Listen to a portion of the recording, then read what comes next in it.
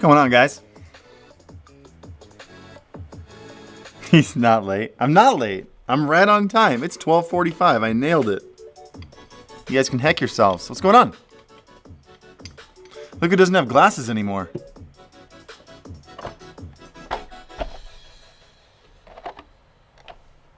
He's not late. You're just early. A lot of people are early. Guys, I haven't streamed in like a week and a half. Yeah, since Wednesday, a week and a half ago. It's good to be back. How you guys been? My eyes. Oh, shoot. I forgot to put in my other drops. Where did I put those? I thought I brought them down here with me. If anyone asks where I am, if anyone pops in, let them know. I'm 45 minutes late putting in my next steroid drops in my eyeballs.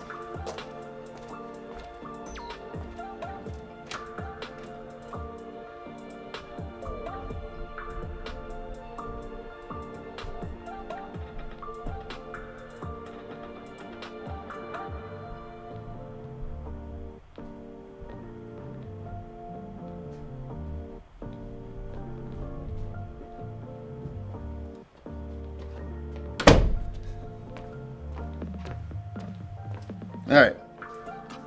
All right. What's up? I totally spaced on this. So, I think this one is a steroid and this one is an antibiotic. Either way, all I know is I'm supposed to take them each once every 4 hours. And this one I'm supposed to shake up. What's going on, guys? Was that in front of you? This thing? I'll show you in a sec. Hold on, I gotta do this first.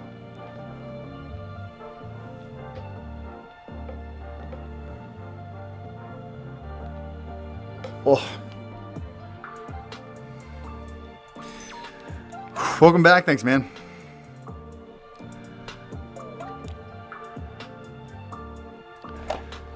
Today's a good day. Today's a good day. It's our first stream back in a while. I just had my last daily Japanese lesson like an hour ago. That's why I'm streaming a little bit late. I've been wondering if I should get LASIK for a while. Worth it? Literally the best thing I've ever done in my life. Like I'm still not like out of the woods. Like my eyes are still a little goopy. I have to put in drops every hour. Like I put in these drops every hour. I put in these 2 every 4 hours. And so like I got like crusties around like on my eyelashes and stuff. Like it's still not a perfect experience. I have to wear these weird little like cover things over my eyes at night, which I'm not a fan of. This morning they both fell off, but it is what it is. And still, it is the greatest thing in the world. Chair looks super uncomfortable. It's not the best. It just kind of is what it is for now. How bad your vision? How bad was your vision? Not great. I had a pretty bad astigmatism in my right eye and a moderate astigmatism in my left eye. But like I could, it would be irresponsible, but if I wanted to, I could drive without them. I wouldn't be able to read exit signs until I got close. That's probably like, I'd be able to read stuff on the screen here. It'd be a little blurry, but I'd be able to read it. Anything like as far as the wall next to me or whatever, I wouldn't be able to read. So I could see, I could get around, but I had zero details. Can you donate on YouTube? You can donate anywhere. I don't have a donation button set up. There are super chats if you really want to, but genuinely, I try to say this as much as I can. No need to donate. Just come and hang out, have a good time. If you want to join, the join button is like the sub button on Twitch, but you can set your own prices. We made our cheapest one 99 cents because we can, and it's fun. I've got a video coming out tomorrow where I break down the percentage of the revenue on my businesses and my channels and stuff. And like streaming was like 1.5% of my revenue. Like I've diversified well enough that if you guys don't like, please don't, I do fine. I do just fine. Heard LASIK can change which sidedness you are. Did you go from nearsighted to farsighted? Everything is clear. I can see up close. I can see every detail on my hand. I can see every detail on the mountain 10 miles away. It's amazing.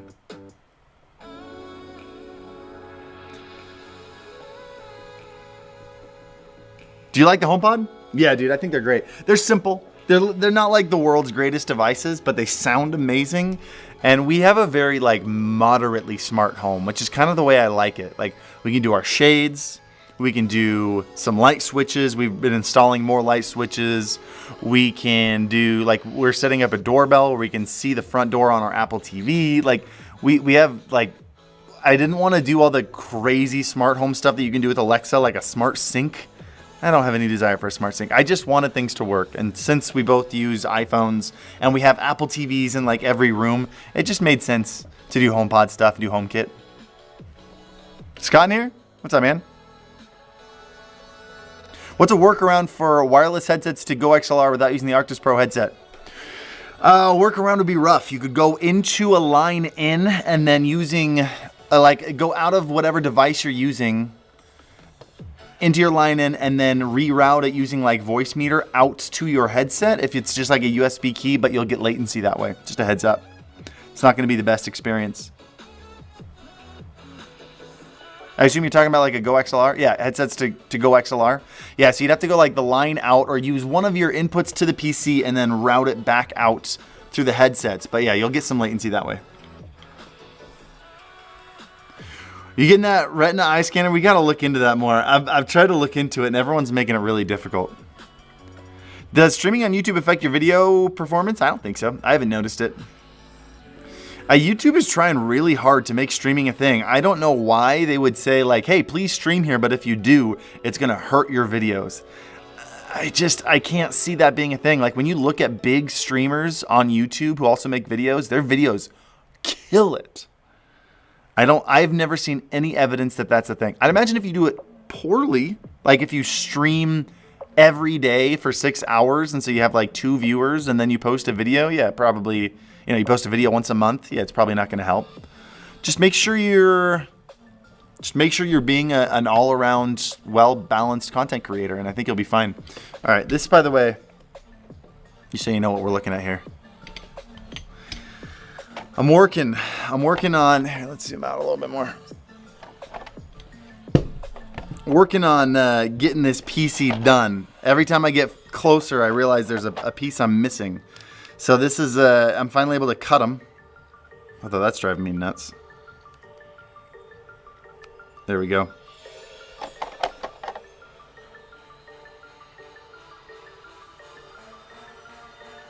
Yeah, this is the way we want to do it.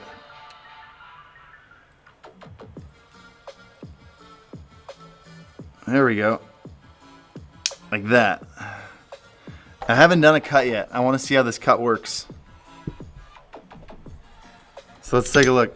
Now this little, like, I don't know what you even call this thing. This little like guide for the saw is for, you can see it here. You can see it's for 16 millimeter tubing, but this is 14 millimeter, so it shakes a little bit in there. I couldn't find 14 millimeter, but I think it'll be fine as long as we hold it steady.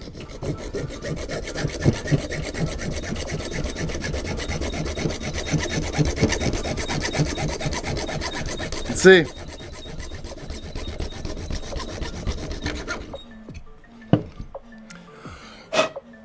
Well, we did it. We can cut our acrylic tubing now. That was the very first test. Let's get rid of some of those burrs. Oh dang, this is looking good.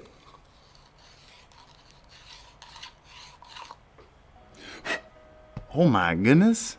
Oh, this is smooth. Oh. All right. We're ready to finish this PC. Let me put in my other drops here.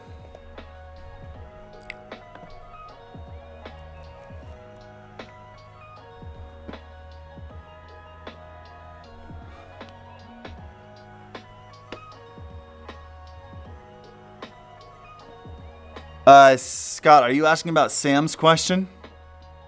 No, Series 0 is going to be available to everyone. Is that what you're asking about?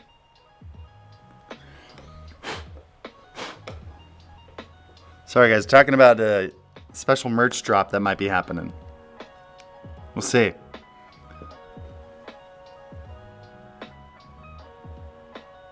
So this is the antibiotic.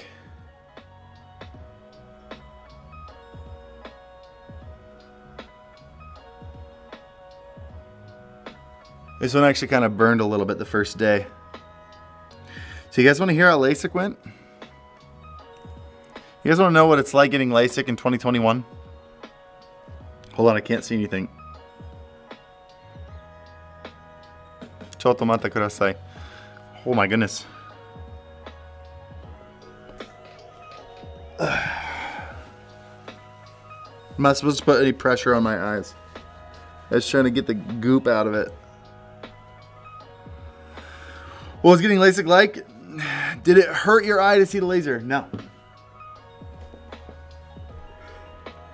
No, dude, LASIK didn't hurt at all. It was like literally it took 5 minutes. The entire procedure took 5 minutes. So there were 2 steps. There were 2 lasers. Dude, I'm pumped about cutting these. I'm gonna like start building this thing like tomorrow. Get this PC finished so I can actually use it. I need to get it done by the end of this weekend for sure. We just finished our garage, so I can finally move a ton of stuff into the garage and actually set up like a temporary studio upstairs. Nihongo poi poi? Boy boy? Boy boy. Boy boy wa nan desu ka? Comment trick. Should you be looking at screens right now? Ah, it's fine. It's fine. No, my eyes are like 100% pretty much, except for these drops. My eyes are pretty much at 100. They still feel a little heavy. Like I still feel like I'm wearing contacts a little bit.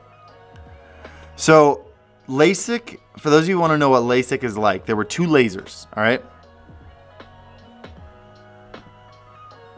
There were 2 lasers. The first one, they laid you down on a bed, they put you under the laser, and they put basically, you know, like you have those sticky hooks that you stick on like a fridge or something. It was basically a big, thick one of those. They put numbing drops in your eyes. I want to say they put 2 in each eye. Your eyes, the moment they put those numbing drops in your eye, you have 0 feeling. It's the weirdest thing. Like they put 1 drop in, and then a minute later they put the other drop in, and you can see the drop land on your eye, but you can't feel the drop land on your eye. It's the weirdest thing. Then they put like this big suction cup thing on your eye to keep you from blinking. It's like transparent in the middle so the laser can go through it. And they put you under this laser and it goes, and then they do the other eye. And you don't really even know what it's doing, but it's making an incision in the top layer of your cornea, right? All right, let's just have a science lesson for everybody who doesn't understand what I'm talking about. Your cornea is the transparent, the very front part of your eye, the clear part of your eye right in front of your iris, right? Like when your contact goes over is the cornea, right? Just a really clear part that's curved like this, right? There are 2 layers. So they make an incision, a circle incision in this top layer. And once they make those 2 circle incisions on both of them, almost a full circle. So this top layer here has an incision on it. They bring you over to another table. Your eyes start getting a little blurry. They take a little suction thing off your eye. They bring you over to the other table and you go under the actual LASIK laser, all right? And what they do is they do 1 eye at a time and they take this top layer. This is gonna freak you guys out. They take the top layer and they fold it up, revealing the lower layer of the cornea. So they only cut through that top layer so they can flap it up and give you that lower cornea layer. When Senpai HQ getting finished? We're starting on it middle of August. We finally got a starting date. It took so long. Everybody was a giant loser on this project. Not everybody. The people who mattered were giant losers. But starting on at the beginning of this month, should be done by October or November. So anyway, and you don't feel it. They put more, I think I got a total of 4 or 5 numbing drops in each eye throughout this whole procedure. And I didn't feel anything. I felt nothing. So they move you over to another table. Then they put those clamps in your eye, like metal clamps, like you see in like the beginning of like the, Like anytime you see like a horror movie where they like make you watch a TV and you have those metal clamps holding your eyes open, right? You got those. So put those on your eye.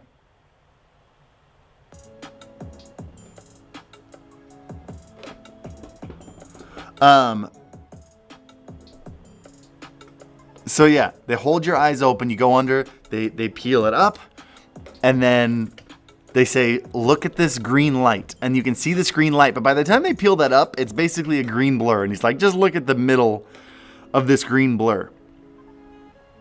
And they use what's called a cool laser. So it's not like heat. It's not like it's melting your eye or anything. It's a cool laser that vaporizes a part of that lower layer of your cornea.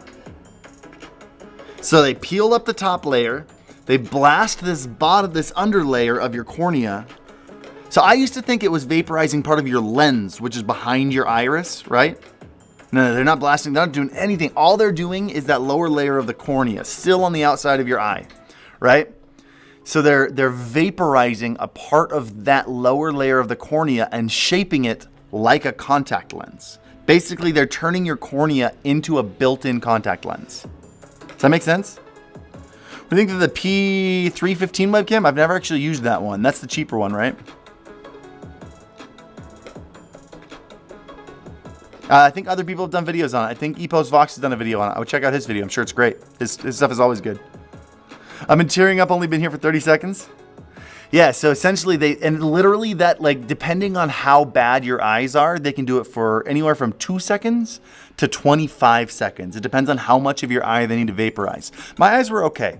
It was like my eyes were bad enough that I couldn't like really function without glasses. I couldn't watch anything. I wouldn't enjoy the world without glasses. Everything was blurry, but like I could drive without glasses if I had to, right? But the whole world was just a little bit blurry. So I was only under there for about 5 seconds. And while they do that, like, okay, focus on the middle of this giant green blur. You hear, and you can smell a little bit of burning. That's probably the freakiest part, is smelling. Actually, the freakiest part is when the first laser comes in and you're like, am I going to feel this thing lasering an incision into my eye? You don't feel a thing. So after that first one, you don't feel anything. Nothing really freaks you out anymore. The second one, the second thing that freaks you out is smelling what smells like kind of like not as serious, but it smells kind of like burnt hair, you know? And you're like, oh, that's my eyeball. They vaporize off a part of your cornea, and then the vapor of your cornea, like I asked the person after, so when I could smell burning, was I inhaling my cornea? And I could tell they'd never been asked that question before. But yeah, when you're in there, while they're vaporizing your cornea, you inhale a part of your eyeball, which I thought was really interesting. I smoke. You don't feel anything. Nothing hurts. I didn't even have any pain the next, like that day. So the eye drops last, like the pain, the numbing drops probably last 45 minutes. And it was about a 45-minute drive home. You're supposed to go home and take a nap immediately.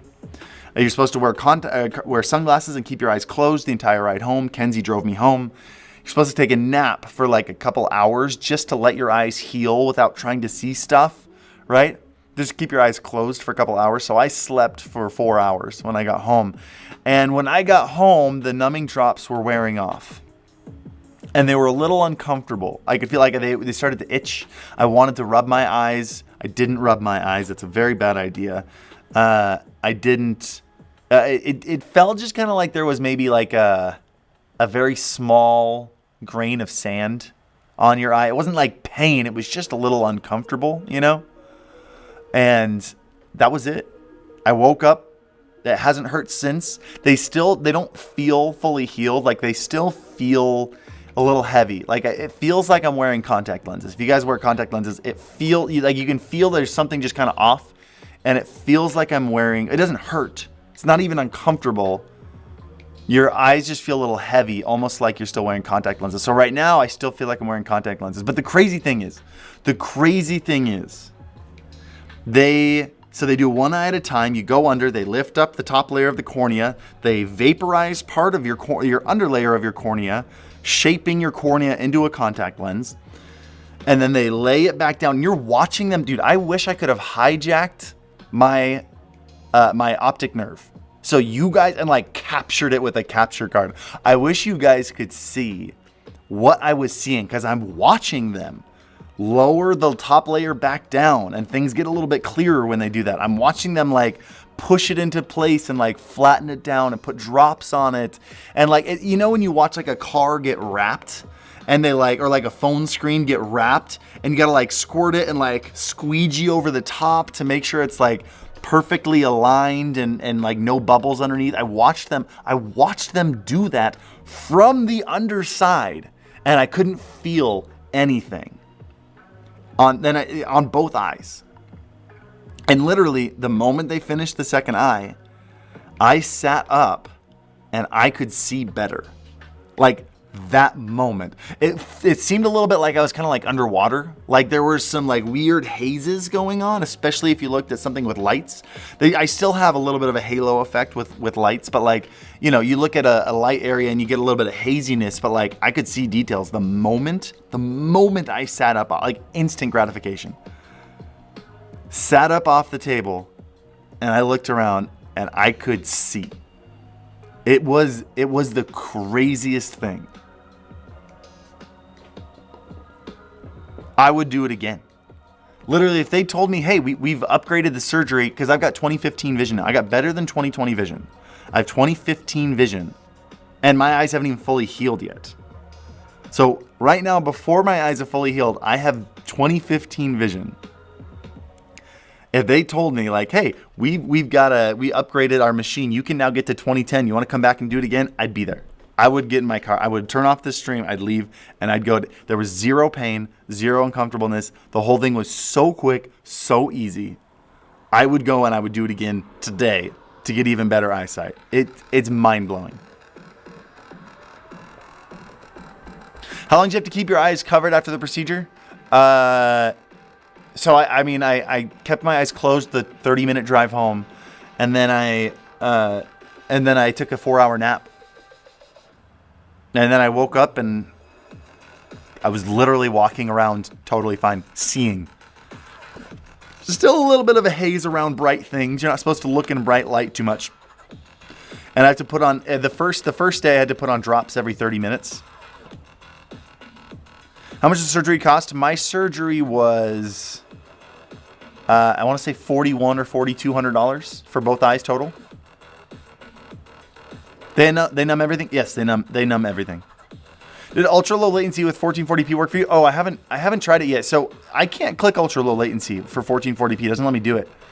But are you saying you do like a variable, you use like a variable refresh or a variable codec or whatever it is, like a variable resolution stream key, and you do ultra low latency, then you just stream at 1440p? Because I guess I haven't actually tried that. I did it with 4K. And it brought it all the way up to normal latency. I haven't tried it at 1440p. Is that what you did? Logan? No, it wasn't Logan. Kuzmich. Is that with insurance? My insurance didn't cover it. It was an elective surgery. So no, without insurance. That was out of pocket. Also, stay away from fans. Actually, that's one of the biggest things I'm noticing. It's why I'm not really going outside much, because I'm noticing that. Actually, it's a little bit bright. There we go. I'm noticing that.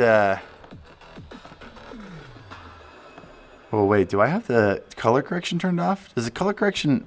I forget how good it is here. Oh no, that's way too bright.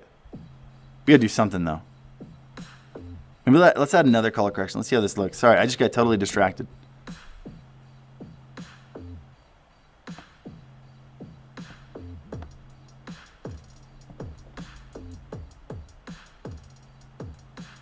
Let's bring this back down. How does that look? Is that better? I like that a little bit more. Let's bring a couple other things up a little bit. Let's bring some color into it. Yeah, that's a little bit better. Let's see. Oh, why haven't I been doing that the whole time? This is what we've been looking at the whole time. That's a lot better. Sorry, guys. You've been looking at a really dull image for a while. Is the ESRP worth it for the money? ESRP is great. How much is the ESRP? It's only like $1,000, $900, $1,000. It's incredible for a full frame, especially a new full frame camera. That's kind of like, I wish Sony would come out with a good like $1,000 full frame camera. Glad you can read all the comments with your new eyes, dude. The eyes are unbelievable. Can you use the Go XLR and the Elgato Wave XLR together to get submixes somehow? Probably. The problem with the Wave XLR is it's basically designed to be a Go XLR. I mean, you can get submixes with just the Wave XLR. You can always combine stuff like that. The problem with the Wave XLR is there's very little input-output. You could go out of the headphone jack and use, like you could use the XLR, if you're only using one. On the Wave XLR, you could use the XLR as an input and the headphones as an output. And you'd have to really adjust stuff. But technically that's possible. I don't know. Maybe I'll try it. Maybe I'll try it at the next one. Like on the next setup. Like when I finish this PC. I don't know. Couldn't hurt. That might be kind of interesting. You were talking about going outside. Yeah, what was I talking about again? What was I talking about? I got totally distracted with the color grading on the stream.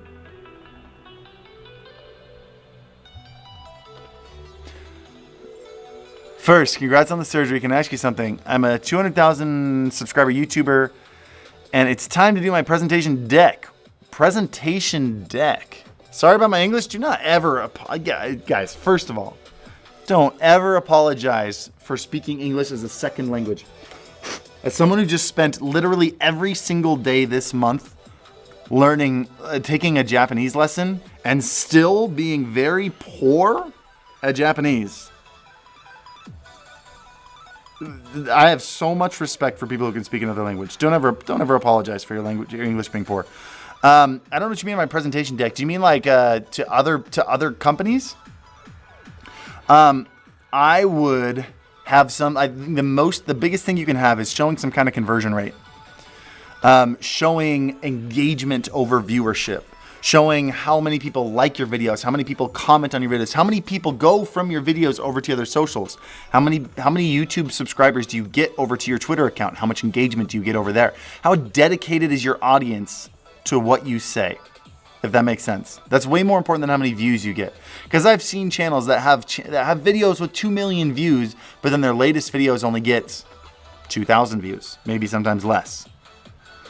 So it's really about how dedicated your audience is and how much influence you have over that audience and how much they trust you with certain things, if that makes sense. So like on this channel, we do a lot of reviews over gear. I have an extensive background in a lot of this equipment. I talk about the good, I talk about the bad. I'm willing to give you guys honest advice. And I feel like I have a hard time saying this without sounding like a total D-bag. But like when I share something on the channel, if I talk about something being good, it sells out because we've got a huge community, which I'm really grateful for. And I go over very fine details and not just specs, but also use case scenarios. And I show you exactly who would benefit from this device. And so the people who do benefit end up going out and buying it. So that's really powerful in terms of going and pitching yourself out to sponsors and brand deals.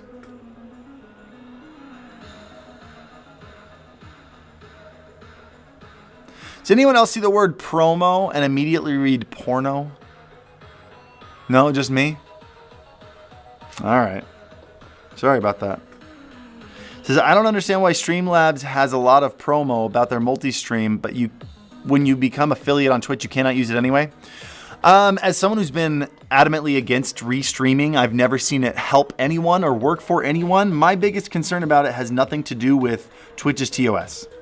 I've never seen any affiliate get in trouble for multi-streaming. I've even seen a lot of partners not get in trouble for multi-streaming, given they're all entry-level partners or low-level partners without a lot of relevancy. So, for example, someone who hit partnership but then fell back down to 10 viewers, which is common. There's nothing wrong with that. But I saw a couple partners like that go and stream on Mixer for like 6 months until it shut down, and then come back to Twitch, still have their partnership status. Twitch doesn't keep an eye. Twitch has like 25,000 partners, or maybe even more. I think 25,000 active partners. Twitch doesn't pay attention to affiliates. Until they find a bot that can figure those things out, and maybe that'll happen in the future, I wouldn't be worried about it.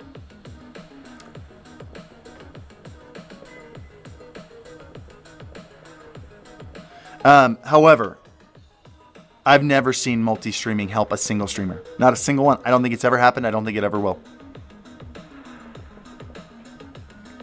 Which camera do you use the wide angle lens for your webcam? Is it the R or the RP? The wide angle is the R, and then the more narrow vertical camera is the RP.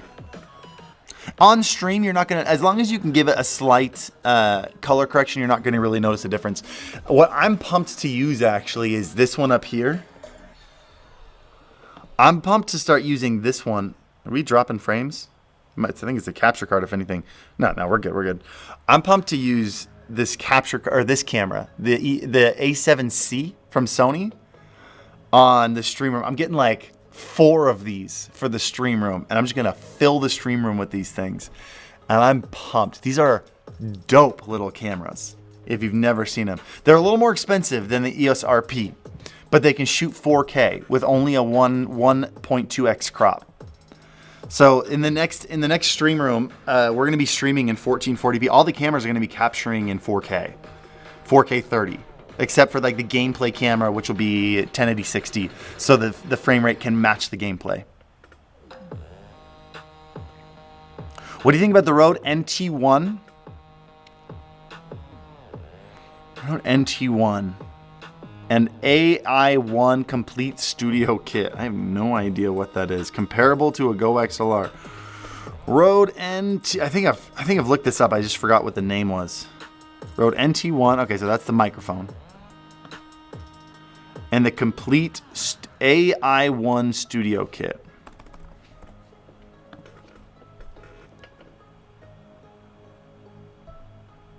I don't like this trackpad on this thing. I do Windows trackpads, PC trackpads are always garbage. Once you get used to a MacBook trackpad, you can't even touch it anymore. You can't even touch a Windows trackpad. What's on the back of this thing? That's what I want to see. Oh, no, this is not even. Does it come with software? Is there multi-track software that comes with this at all, or is it just a little hardware interface? No, this is not even close to the same thing as a Go XLR. No. The thing that makes a Go XLR, this looks very similar to like a Focusrite Scarlett Solo. Am I right? Am I hitting the dot at all? Is that AI1 from Rode similar to the Focusrite Scarlett Focusrite Solo? Use a mouse. I've got like a rubber padding on this. It's just not. I'm not gonna be able to use a mouse. Is it better than a USB mic? Depends on the USB mic. I would say it's, if you want to get an audio interface, seriously, guys, if you're looking for an XLR audio interface and you don't want to buy a whole Go XLR, which by the way, at the new place, I'm probably going to use, I think I'm going to try what someone mentioned, like using a Go XLR and the Wave XLR. I'm probably going to try doing that. Having a Go XLR Mini for faders, and then, or maybe even just using this. I really don't like, I'm not a huge fan of the PC panel. It doesn't feel as solid as a Go XLR. Like, it's very much like a homegrown device. It's an amazing device, but if I have a Go XLR Mini, I'm gonna try using that. I'm gonna try using that in conjunction with this, and I'm gonna see if I can do it. But like, seriously, guys, if you're looking for like a new age device to do like sub mixes, multi-channel mixing, this is by far, I'm not getting paid to say this, one of my favorite things. The Wave XLR is a mind-blowing device. All that it needs is a little bit better. The only thing I don't like about it is using buttons to control audio. But even then, it's not a big deal. It's really not a big deal. Is the XLR actually good? I have the 2i2 right now. I want to know if it's better. So, yes, it does have more. Those are two totally different devices. The 2i2, if you're just trying to get, like if you're trying to get two microphones, this isn't going to do it for you. This has one XLR input. The 2i2 has two. That is for if you want to do like a podcast with two people and you want to capture both microphones, keep the 2i2. If you're trying to stream as a single user, you only need one microphone. The difference is this has software to give you complete control. So you can have a fader for your game music, a fader for your, for your game volume, a fader for your music volume, a fader for your teammate volume, a fader for your mic volume, and you can have different outputs to your headphones versus going out to your stream. It's a big deal. It's a big deal. Very different things. Two very different things. That's the biggest problem I have with the Scarlett Solo. Whenever I think on the video where I talked about this, one person was like, or you can just get a Focusrite Scarlett Solo. Focusrite Scarlett Solo. That's what it is, right? Yeah, Focusrite Scarlett Solo. Like, you have one output there. You have one output and you have zero control. That's the magic of these devices, not the hardware itself. It's good hardware. You actually have a lot more gain on this device than you have on the Focusrite. You have 75 dB of gain versus what I think is 55 dB on the Focusrite stuff. I know the Solo, at least the last I checked, had 55 dB. This has 75 dB, so you can put an SM7B into this without any problems at all. But I mean, the Focusrite Scarlett Solo is a good device. It's just not designed for streamers.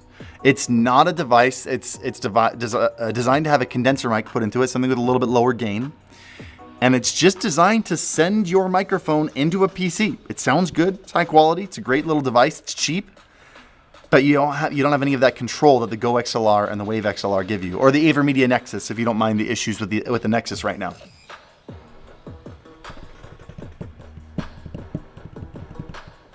What's your name, like a real name? My name? My real name is Harrison Clark Heller. That is my full name on my birth certificate. Harrison Clark Heller. You don't need any boosters for the SM7B if you use the Wave XLR. No, the SM7B requires about 60 dB of gain. I only had to use about 57, I think, when I plugged it into this. But no, this has 75 dB of gain built into it. I should say it can deliver 75 dB of gain. You don't need any kind of cloud lifter, any extra boost.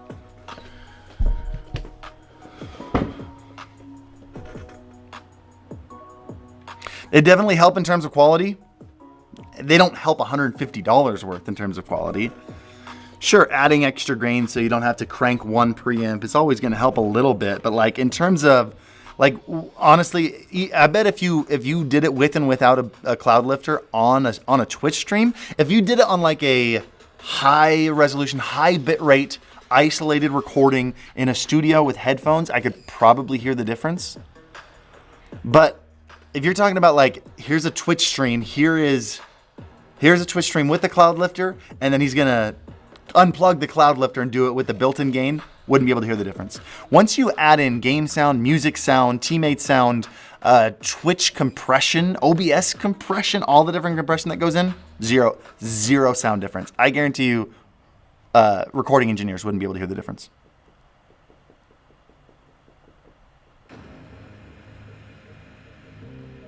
What's your favorite camera to use for streaming or vlogging or traveling? This one. Let me grab it for you.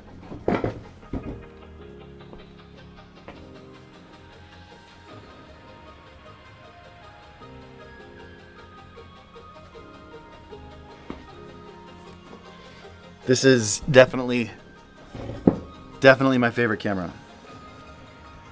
This is the Sony A7S Mark III. I love this thing. This is such a beast of a camera. I like this camera a lot.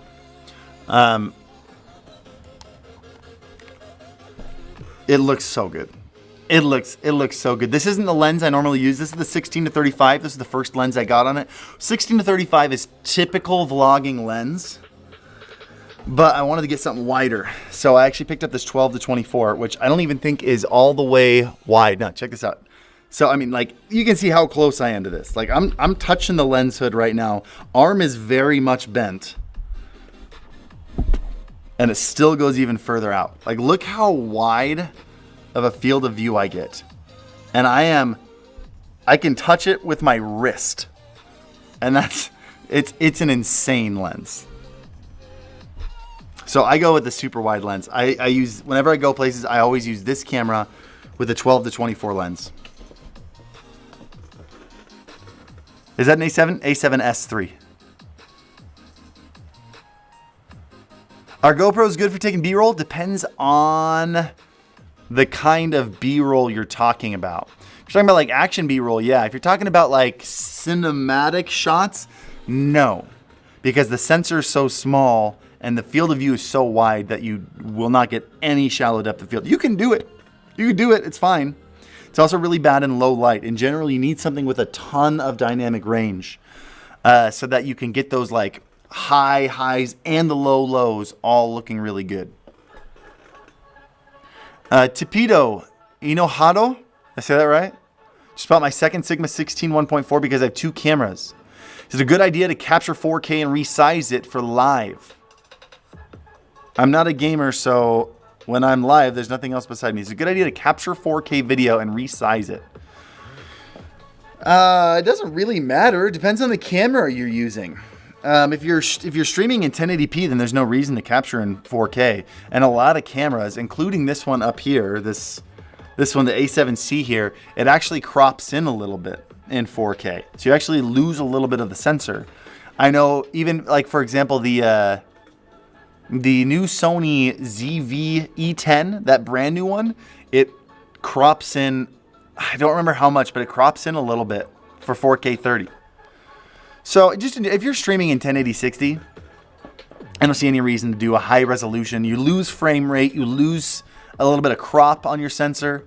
In general, unless you're trying to capture higher than 1080p frame rates, there's no reason to do it.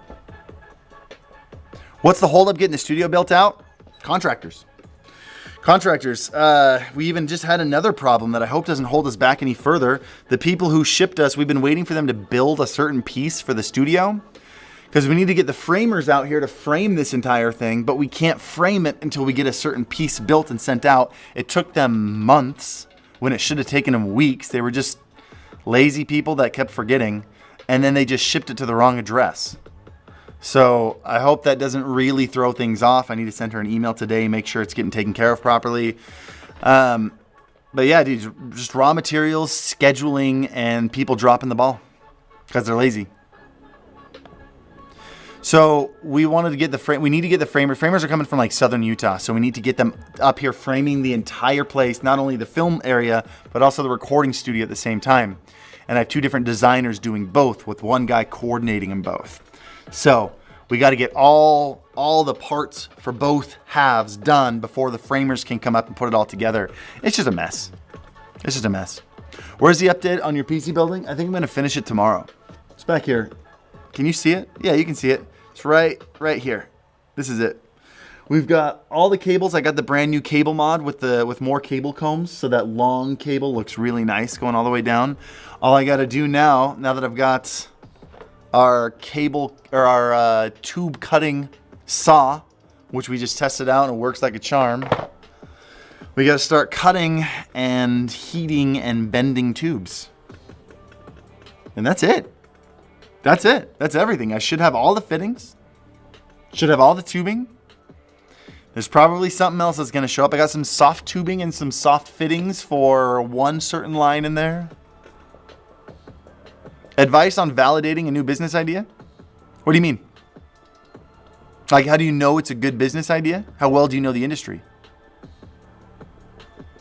Yeah, we were supposed to have Senpai HQ done like this month. Maybe next month, like September at the latest. And we haven't even started. We're starting it, I believe. The guy's flying out here on August 16th.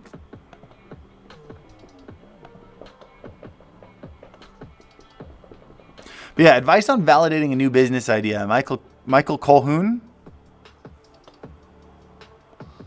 Why not you get a tube cutter? You talking about this? Galniai? I don't know how to say that. Because you can't use this to cut acrylic. When you do, it shatters. Trust me, we tried, and this is the best cut we could get, and there's still cracks in it. You have to use a saw, a fine tooth saw for acrylic. But yeah, we did it last stream. That's when I learned I needed to get a saw. Because I tried it and it was a giant mess. And that's when I learned, I thought this was PETG. And then I looked at the box, it's like, no, this is acrylic. Lesson learned. But yeah, so how do you know if a business idea is a good idea? This is what guys, this is very important. Can we have a little talk here for a moment? I don't know how to know a business is a good idea. The way to know a business is a good idea is to understand the industry. That's the only way to do it. To understand the industry well enough to see holes and opportunities, right? It's like if you don't know an industry, it's like trying to do a word search in a language you don't speak, right? If you're doing an English word search but you don't speak English, how are you going to recognize words when they're hidden in there? You have to speak the language of the words you're trying to find. If you understand the industry, you start to recognize holes and opportunities, things that are missing, things that you can fulfill. Which is why in the age of the internet, you see a lot of industries colliding, right? And even just a lot of that is just adding the internet to something, right? Like you want to know how to beat the taxi industry? Combine taxi industry with the internet. And you get Lyft and Uber. Combine the internet with the hotel industry. You get Airbnb, right? It's just working in an industry long enough to know if it's a good idea. Also, it's just risk management is a big part. There are two sides to the coin. Risk management is the other part. If you don't know it very well, but you want to dive in and learn about it, which is, what I did with social media. I didn't know anything about social media when I started making content, but you learn by doing, and you have to be willing to fail, and you have to be willing to do some risk management. You have to be willing to do some risk management. Meaning, go into it, whatever you're putting in, whether it's money, whether it's time, you have to be willing to lose. As long as you're willing to lose it, then you're not losing anything. As long as you only put in what you're willing to lose, then you're not losing anything. So you have an idea. It's in an industry you know fairly well. You don't risk a ton because you know it's probably going to be a learning experience more than a successful business. But it might be a successful business. You got to find that balance between investing enough where it could actually, and I'm not just talking about money, we're talking about time, talking about effort, investing enough to where it could actually profit you if it does work, but holding back well enough that you know if it fails, it's not going to ruin you. That's the proper risk. The more you know about an industry, the less risk there is. There are two ways to mitigate risk. This is important. Two ways to mitigate risk. One is by doing less risky things. But as you do less risky things, if you risk less, your reward is lower. Higher risk, higher reward. That is a true statement across everything. But the second way to mitigate that risk is to have a better understanding of what you're risking. It's to understand the language better. If I were to go in and invest $1 million in to starting a new camera lens. I use lenses. What's something I don't do at all? Into developing new farming equipment, right? If I were to invest $10 million in developing new farming equipment, I've spent 10 minutes of my life walking on a farm. That's a very high risk thing. But if I went and I worked on a farm for 5 years and then I invested $10 million, that risk is much lower, but what you're risking is the same amount. You're still risking $10 million, but you're risking less because you've mitigated that risk with knowledge. Knowledge. Thinking of it in Lasik? I talked about it. Watch this stream afterwards. I talked about it at the very beginning of the stream. It was amazing. Love you, dude. Helped me a lot. Smart guy overall. I hope so. Can you recommend a camera within $1,000 for cinematic B-roll? Yes. I assume you're talking about camera and lens. There's that new camera coming out the end of this month, which I'm actually going to be buying. I'm going to be testing out with a lot of this stuff. I already pre-ordered it, the Sony ZV-E10. The $1,100 model comes with a lens. So it's a body and a lens. It's more designed for vlogging, but it's the same exact sensor as the A6400, A6500, or whatever. I don't remember exactly which ones. I've never actually used I haven't owned too many of those, of their crop sensor lineup. I've now owned quite a few of their full frame with the A7S III, with the A7C. Sorry, this is the A7S III. And then the FX3. Like, I've used quite a bit of their full frame lineup. I've hardly used their crop sensor lineup. I've used an A5100. I've owned an A5100, but Ryan uses it on his stream. I've literally never used it myself except for in a video. Sony ZV-E10, yeah. Is the new Sony E10 better than the ZV-1? So it is supposed to be an upgraded version. It's got a larger sensor. It's got a removable lens, which is the kicker. The removable lens is the big part. Very, very important. I discredited that entire camera because of the lens. The thing is designed to be a vlogging camera. That's literally what it's made for, with the flip out screen, right? With the high quality microphone built onto the top, with some tools like a simple button to add background blur or not, just by automatically switching the iris or the aperture. Is designed to be a lens, a good streaming camera. But check this out. If I were to turn this on, you can see me here, right? There. You can see the field of view this is giving me right now, right? This is as wide as this lens goes. I'm not holding it super far away, so it's okay that it's a little bit narrow. You're only getting, how well can you see this? What if I go right here? Here we go. You're not getting a huge field of view here, but this is actually as wide as this lens goes. You want to know how wide the ZV-1 goes? This is as wide as the ZV-1 goes. This is the widest you can get. I'm holding this at almost arm's length, and this is the widest the ZV-1 goes. And that is a vlogging camera. It didn't make any sense. So it depends on what you're using it for. If you're using it for B-roll and you're trying to get more zoomed in shots, like on this one, we have a more zoomed in, a 24 to 70 millimeter lens, and you're just trying to get those really cinematic, smooth shots, it could be great. For vlogging, wouldn't use it for vlogging. I wouldn't recommend it at all. The lens ruined the ZV-1. And you can't remove it. It's not a removable lens. It's a built-in lens. So I think the lens absolutely destroyed the ZV-1. However, the ZV-E10 is essentially the ZV-1. There are a couple of things give and take. There are a couple other features. I'd watch like a Gerald Undone video on it. He did a great breakdown of it.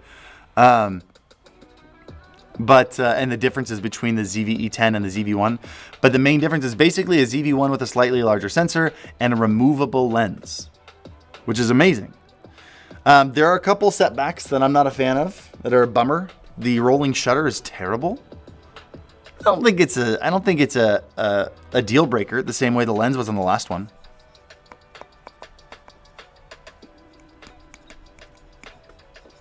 The new ZV-E10 is solid, especially the autofocus. Oh, Sony's autofocus lately is just mind-blowing. Yeah, their stuff is great. How much money do you make a year, and is YouTube your full-time career? How much money do I make in a year? I'm always wondering where like the line is of like how much information do I share, Like I've talked about it. It's also very misleading when I talk about how much money I make in a year, because I don't really take into account business. Like I can talk about how much gross income I have in a year, but I don't really talk about how much of that is then spent on business expenses. Like I have 3 full-time employees. I buy a ton of music every single month. I buy a ton of equipment for not only for videos, but also for me to make videos. So, and then there's taxes, of course. What's your credit card info? 1, 2, 3, 4, 5, 6, 7, 8, 9, 10, 11. 3. I guess it's $1 million. Gross revenue. I don't know how much we make net. I don't really look that much at it. Can I share something with you guys? I've mentioned this before. It's been a while. And I feel like people. I think I did I did a short on this. I don't remember. A lot of people misunderstand what, and I'll be like totally honest. Like I would, I think anybody would consider me wealthy. I'm very, very blessed. I'm very grateful that money is not really a concern. It's not something that most people can say. Super grateful for my situation and the success that I've had in my businesses. I invest as much as I can. We don't spend a lot on like personal things. That doesn't really ring true recently because we bought a house and that's basically an entire personal purchase. But other than that, like toys and stuff, every one of my hobbies I've turned into a business. So everything I buy ends up making me money. I don't go out and buy fun toys to make me happy. I don't really care. But a lot of people think like rich people just want to get richer. Like that Elon Musk is looking at his bank account and he sees the numbers and he goes, I need more, That doesn't happen. Once your income exceeds your expenses cleanly, month to month, to where if you go out to dinner a couple times, you live your life the way you want to live, and your income is still exceeding those expenses, money disappears. Which is why I don't know the answer to that question, because I don't count. We don't spend, except for, like we're building a house, we're building out the basement. These are all business expenses, except for upstairs house stuff. But for the most part, my income exceeds my expenses by a lot. And so money disappears. Nobody really talks about that. You always assume that wealthy people treat money the same way everybody else does. And that's not the situation. So I don't know how much I make, because if I were to start, I've got a couple other business ideas that, assuming I am a genius and they go perfectly and my product blesses the world with a product they've always wanted and everybody wants it, and I just absolutely crush it and I 10x my income. It changes my day-to-day life. Nothing. Right? If my numbers go up 50%, StreamBeats crushes it, goes up 50%, nothing changes in my life. If it goes down 50%, nothing changes in my life. Which is really, and I'm not saying that like it's a weird or bad thing or that it's nothing. It's an incredible situation to be in. But not a lot of people realize that that's what it does. I'm not starting these next businesses because I want more money. I'm starting these next businesses because I have things I want to accomplish. I have things I want to build. I like building things. I like changing things. I want to, at some point, build something that changes the world. And I don't have the revenue to do that yet. I have the revenue to live however I want. And how I live is comfortable, but it's not excessive. It's not luxurious. I'm not in a high-rise apartment. I live in Provo, Utah, where housing is crazy cheap, right? The house we built here is a wonderful, beautiful home. But you can get, for the same price, you'd get like a one-bedroom apartment in LA. Because Provo is crazy cheap, and I love that. I'm all about that. Also, Sam is right. If you guys haven't hit the like button, please hit the like button. Is Bezos going to space a fun thing just because he's rich? I'm always confused by the people who get upset at the billionaires going to space. Like you'll see people wear a NASA shirt and love science and believe in science, but NASA hasn't gone to the moon since like the 70s. NASA hasn't done almost anything over the last 50 years. And so I'm all for, like, we need to expand. We need to get out of our planet. We need to get out of our solar system. We need to expand and move forward. And if that means private companies are the ones heading it up, I'm all for it. Absolutely. I believe in space exploration. Right now, it is not a geopolitical topic. The United States doesn't care about going to Mars. Russia doesn't care about going to Mars. No country really cares about going to Mars, so it's not going to happen. Unless billionaires say, I want to push us forward, and they do it. I'm all for it. Billionaires going to space is a new frontier for us average Joes. Yeah, and we'll be much later to it, right? They're doing it themselves now, so in 20 years, we can all go. I'm fine with that. I'm fine with that. I don't want to go to space, by the way. not that there's, a solid chance I ever could. I'm just saying if I had the chance to change something in the world, we already have the Virgin guy, I don't even remember his name, Elon Musk and Jeff Bezos going to space. I don't want to do that. I want to do something here. So that's why I'm building businesses. I'm not building businesses because I want to increase my income. Increasing my income would change nothing from my day-to-day life.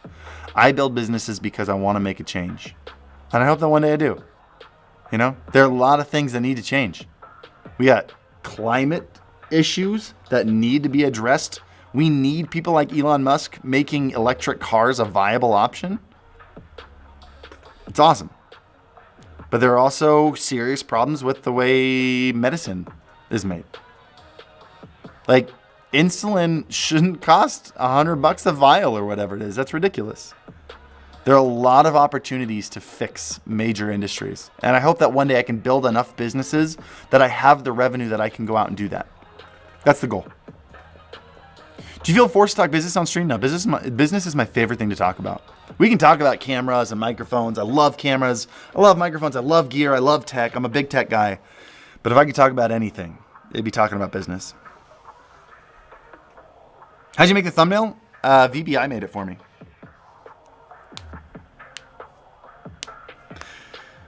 Hair's going into Mez. Hairs will be the next Tony Stark. I'm not smart enough for that.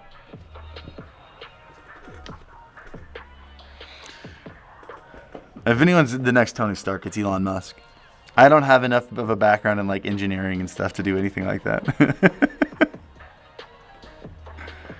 Yeah, I know. Like the tech stuff is awesome. I love tech videos. I love toying around with tech. It's so much fun. I love building PCs. But that's the thing is it's crazy how much it's related to business. At the end of the day, what I love doing more than anything is creating. And that doesn't have to be creating videos. It can be creating companies. It can be creating solutions. I grew up loving Legos because I liked taking little pieces that meant nothing and building something beautiful out of it. I like taking an idea and making it something amazing in a couple years. I'm so proud of what StreamBeats has done. That it started off with this random idea in a recording studio. What if we did this? And then it snowballed and it snowballed and it snowballed. And it turned into what it is now with millions of users. It's amazing. I'm so proud of that. You ever think of dabbling in sim racing? Literally never thought about it, so no.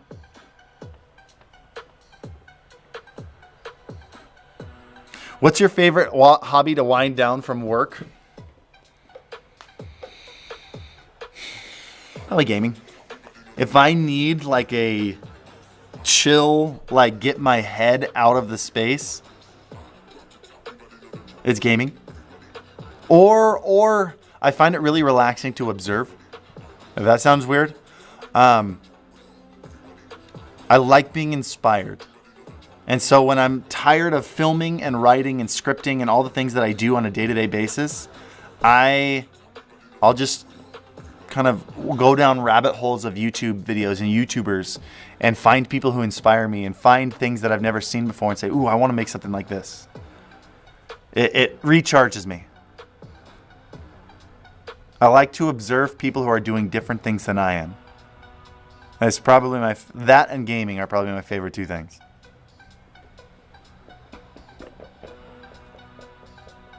Were you the first with that idea, StreamBeats? I've noticed others popping up. Yes, the first with the free music that is free to use in your content. There were some other DMCA free stuff. Pretzel Rocks was before me. Monster Cat was before me. Epidemic Sound was before me, but those are all paid. I was the first person, as far as I know, first person to release a large library completely free and put it on Spotify and Apple Music. I've never seen anyone else do that before. YouTube made a free library, but again, it was a large library, but it was like download individual songs and use them in your videos. And I don't even think those are technically safe to use in live streams on Twitch. I don't think you'll get in trouble for it, but like, I don't know if it's safe there. I think those are only licensed for YouTube videos. Are sponsors even a thing you can/would talk about on stream? I talk about sponsors all the time. What questions do you guys have about sponsors and sponsorships? Will there ever be a T-Pain Pizzle Pack and Stream Beats collab? Oh yeah, bud. I would 100% collab with them. We just collabed with 100 Thieves. I'd love to do something dope with T-Pain. That'd be awesome. He tweeted at me once. And we kind of like teased doing something together. And so I followed him so we could like DM. And he never followed me back. So it's not happening. How do you know when to walk away from an offer versus take one? The only time I really walk away from an offer, especially early on, keep in mind when you're a brand new creator and you're trying to learn how to turn it into a business, expect a lot of things to be a learning experience. A company is not ripping you off by asking you to promote a product for a discount. If you have a couple thousand subscribers or you stream for 20 people. I see people on Twitter be like, yeah, they're not, know your worth. Know your worth. Make sure you get paid. Guys, sometimes your worth is zero. In fact, I would say everybody's worth is zero at some point. My worth was zero for a long time. Not as a human, but as an advertiser. As an advertiser, if you talking about a product converts to 0 sales, your worth is zero. There's nothing wrong with that. That's not offensive. That's not humiliating. That's just where everybody starts. So there's nothing wrong with doing a brand deal early on for free to learn what the process looks like, right? Learning is very important. The thing that you should say no to is if they are essentially trying to take over your brand. If they want their name, we did the Razer affiliate agreement, right? And the Razer affiliate agreement, and this was years ago. I don't know if they've changed it, but the Razer affiliate agreement was terrifying. They wanted you to put Razer affiliate in the front of every title of every Twitch stream, and they wanted an overlay on every, you were a Razer streamer and nothing else. That bothered me. Suddenly you don't have an individual brand anymore. They're hijacking your brand. Don't ever let someone hijack your brand.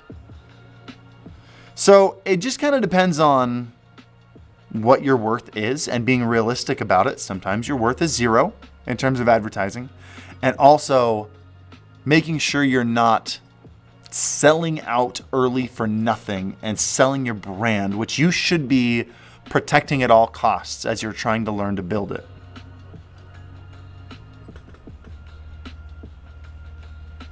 Perception, do a sponsorship for free may bring in more. Well, it could be a case study. If you do one of your first sponsorships for free and you are able to track how much conversion you have, you might be able to present that. Say like, hey, look at this. I streamed, I did this thing and I got 100 viewers of this advertisement and I got 10 conversions. That's a 10% conversion rate. That's pretty dang good.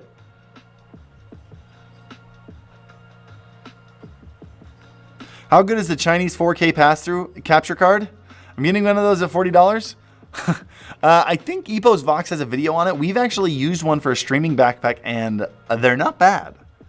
It's weird that they advertise 4K all over the place, but they only capture 1080p. It's only 4K pass-through, which I think is funny.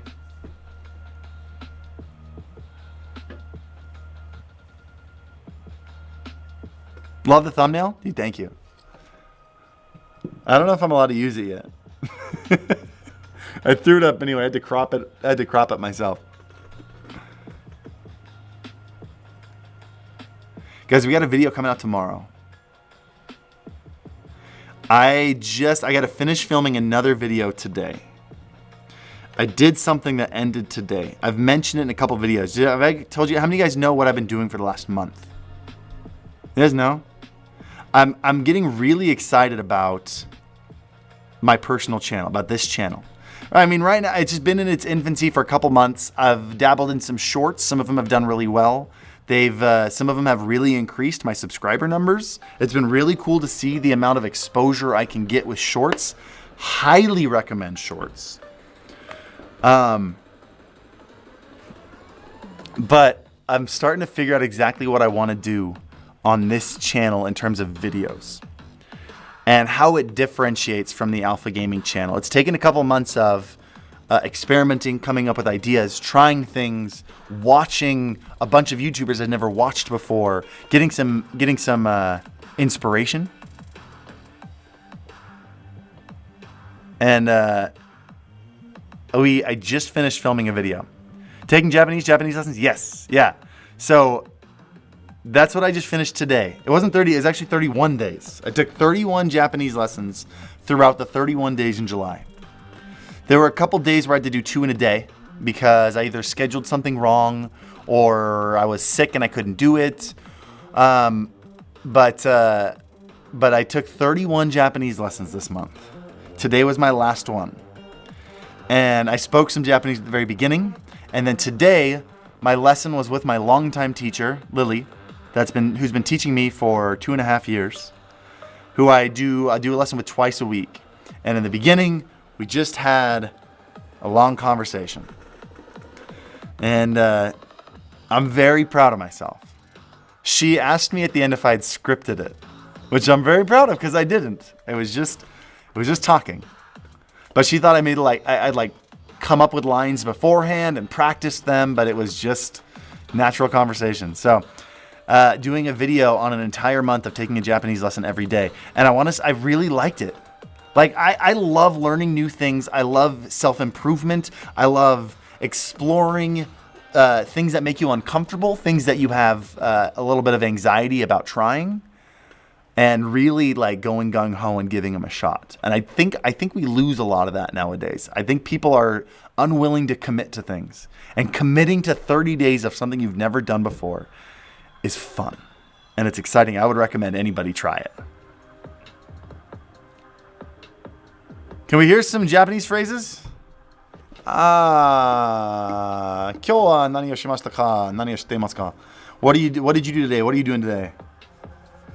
昨日はどうでしたか? 忙しかったですか? How was yesterday? Were you busy? What's your wife's role in Alpha? She helps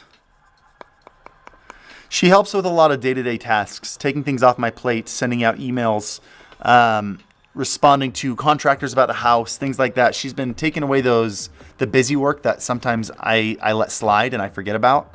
That way stuff gets done faster. そうか。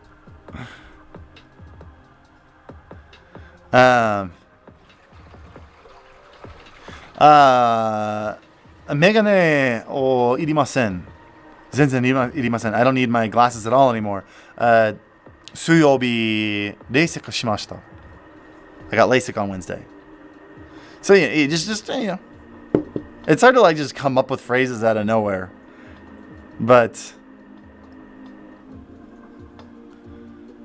it's fun. You did not say that Japanese with enough anger in your voice like an anime. お前はもう死んでいる。何? 水曜日、レーシックをしましたか? 痛かったですか? いいえ。痛くなかったです。You got LASIK on Wednesday. Did it hurt? No. It didn't hurt at all. How's that? Is that better?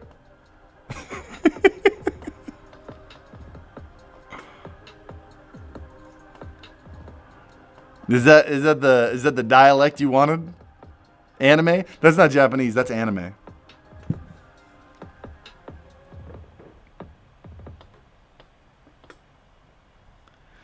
She's creating a life right now. That's her full-time job. I 100% agree. I 100% agree. Whenever she apologizes to me for not doing anything during a day, I always tell her you are creating our child. You watch as much Netflix as you freaking want. I will work my A off downstairs. I will make videos as much as I need to support you watching Netflix and creating our child. I'm all for it. Absolutely.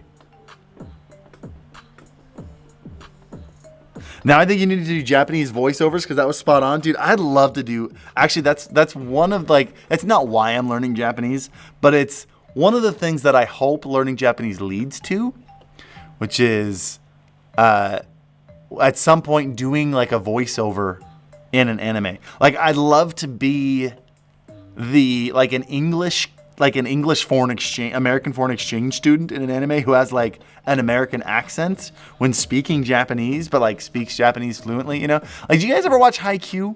You know how there's like the Russian student in Haikyuu, but he speaks Japanese fluently, like with no Russian accent, you know?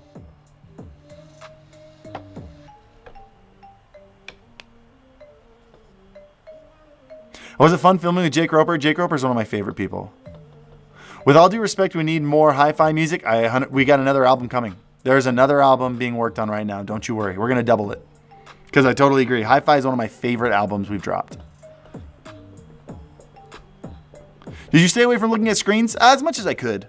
They just said close screens. You could watch TV that night. Later that night, you could watch TV, like later in the day, after a couple hours.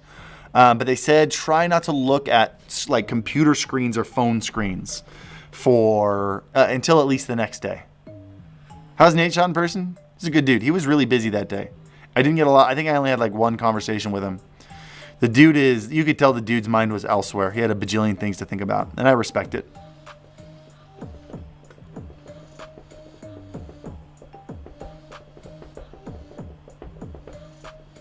You ever thought about getting into custom keyboards? I want one. I don't know if I want to learn to build it. I don't think I have the time to learn that kind of skill. Advice on budget vlog camera. Keep up the good work. Your phone. Jason Clark, I don't know if you're still watching. But yeah, your phone is your best budget vlog camera. Get like a little lens set for it for some different looks if you really want. Otherwise, my very first vlogs, I shot like this. I shoot with this camera, not with this camera, because when you shoot with your screen side, you end up looking at your screen. When you shoot with your thick camera, not only is the quality better and the audio quality is better. At least it was back in the day. I don't know where the microphone's placed anymore. It actually might be the same now. I think the microphone's actually placed. Is it up here or is it down here? I don't know.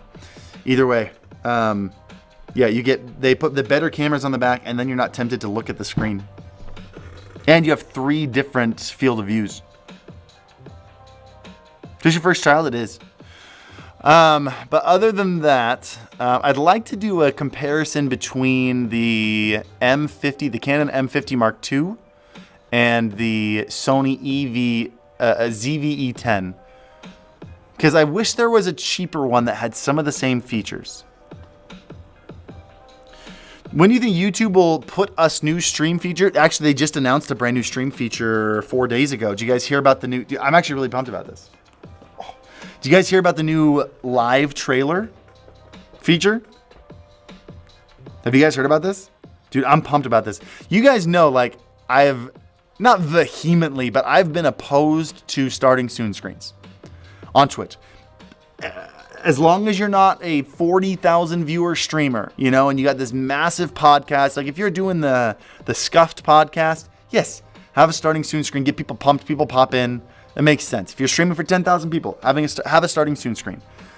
If you're anywhere under 5,000 viewers, anywhere under 2,000 viewers, go live, hang out with the notification squad.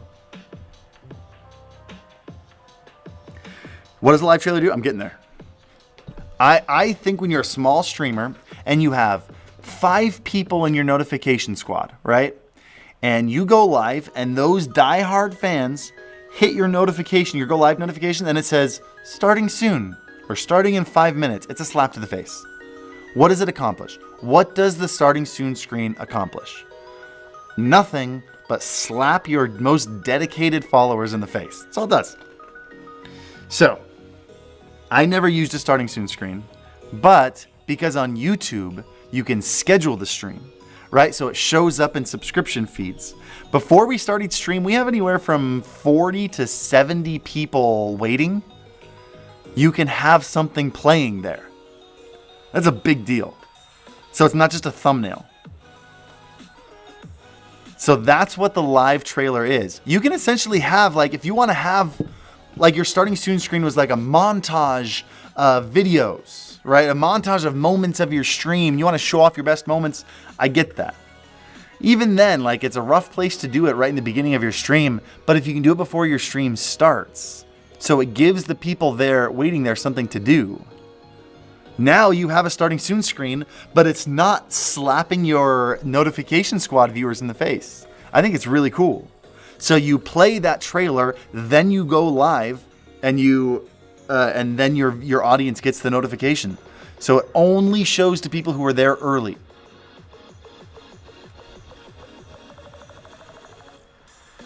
I think that's the way to do it.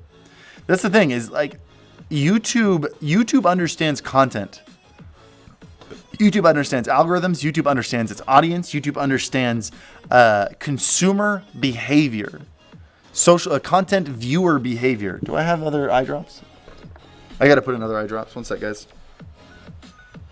Way more than Twitch does. Twitch is clueless. Twitch has no idea what consumer behavior is, and they blow it all day, every day.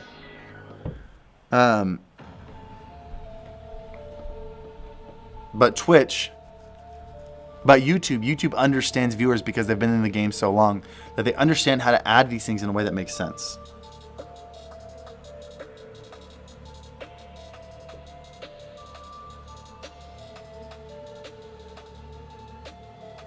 By the way, these are fake tears. They're artificial tears to keep my eyes really lubricated. I have to take them once an hour. We need gifted memberships, though. I 100% agree. I think that's the most embarrassing thing that they haven't added that yet. They need gifted memberships, and they need a free membership for YouTube Premium members. Do I pay for YouTube Premium? I pay more for YouTube Premium than I do for Amazon Prime.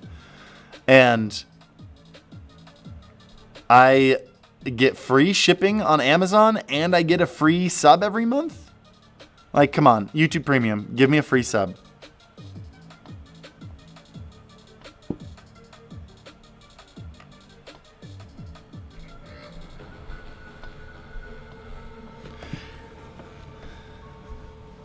Medical drops are the worst. After that, yeah. The first day was rough. The antibiotics burned a little bit. All I need is better mod control. They need better mod control. They need a little bit better browsability. I think YouTube is doing the right thing, making browsability more about making videos, making shorts, things that attract an audience that way. I think YouTube's goal isn't to have people browse live streams. It's just not a fun thing to do. So you're supposed to discover people via their other content, their shorts, their videos, and then that leads them to their live streams. And I think that's a good strategy. I'm all for it. If they never add better browsability for live streams, I wish they would do it a little bit better. Like if I feel like watching a live stream, I would like to be able to go to YouTube and feel like I could search, I could see. I really feel like watching PUBG right now. I'd like to be able to browse through 10, 20 PUBG live streams. I think that'd be a lot of fun. It's not my top priority, but they should update it a little bit.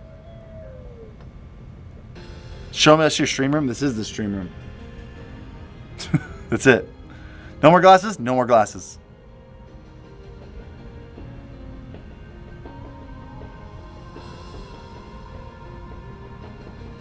Anyway, guys, I got to get to work on the next video. I got to jump on a business call first, and then we're working on tomorrow's video. Scott and Sam are editing it right now. Guys, thank you for being here.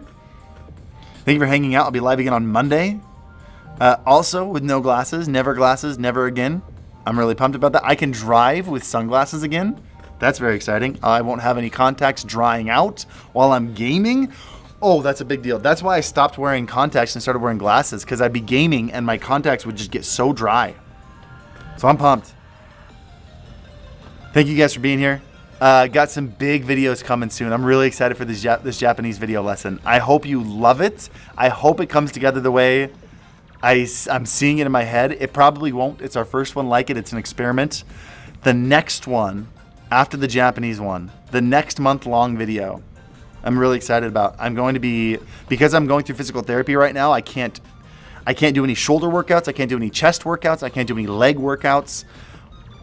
I can't do much more than arms. So I'm just going to work out my arms every day for a month. I'm going to alternate bicep, tricep, bicep, tricep, bicep, tricep for 30 days. And we're going to see how it goes. I'm going to eat better along with it. I might add some abs into it, add some other stuff as well to get it a little bit more well-rounded so I actually see some results in my whole body. But I'm going to go hard, and I'm going to see how much I can improve my arms in 1 month. So we'll see. We'll see. It should be fun. Anyway, guys, thank you guys so much. Thank you for being here. Oh yeah, suminasai. I'll see you guys on Monday. Have an awesome one.